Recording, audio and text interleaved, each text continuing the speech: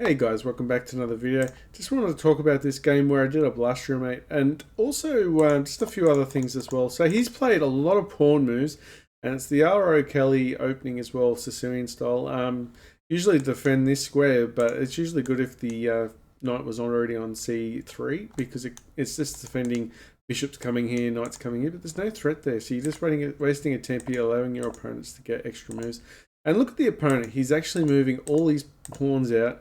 And now he's only finally got his piece out. He's got all these here. Then in the opening, this was a very instructive moment. I mean, well, not an instructive moment, but just an instructive opening. Getting all your pieces out is so important. If you're under 1,000 or even 1,200, just getting all your pieces out, you could definitely get the drop on your opponents. Just trying to, and you can get good practice. Just get your get your pieces out and learn how to use them. The next few moments weren't that great. Got to be very careful of these moves. This was a blunder I made. It was terrible. I'm pretty embarrassed I did it.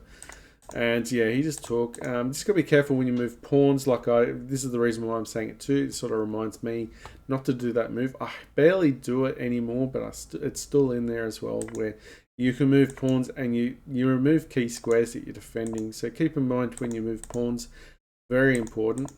Okay, and we're just trying to go for developing here, and whenever this happens too, this pawn becomes very weak.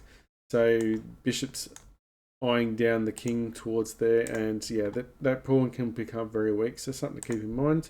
He takes, we take. So this is quite a funny moment. I thought I'd just play here. This is really bad. I'm losing really bad at the moment, but I thought I'll try and something here and just try and take and just try and make his king really weak. As you can see, all his kings looking very weak. So it's not the cleanest game like at the moment. No, it's just terrible.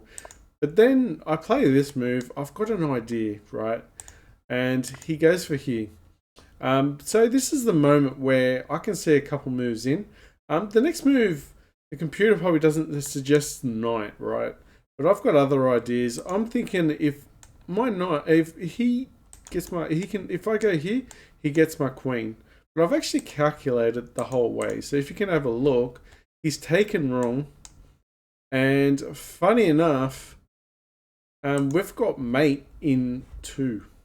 We've got mate in 2. So pause the video. If you can see the mate here, please go ahead, try and work it out. Alright, so I'm going to go through it now, so if you can unpause it, and then we just take power. This is defended, he's got to take with the pawn, and he has to take, boom. And this is Balestra Mate. It was actually beautiful. It was just a luck fest trying it, just knowing that. And that's another thing too. I mean, don't move pawns in the opening so much, because your opponent's going to get a lot of pieces. Plus, don't hang your knight like I did, like silly.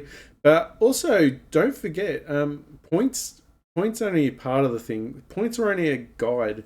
And he went after the points. He took my queen, but there's no point being up so much material if you're losing checkmate. Look, he's got 1, 2, 3, 4, 5, 6, 7. He's got 7 pieces, right? And look, I've got a rook, bishop, and a queen.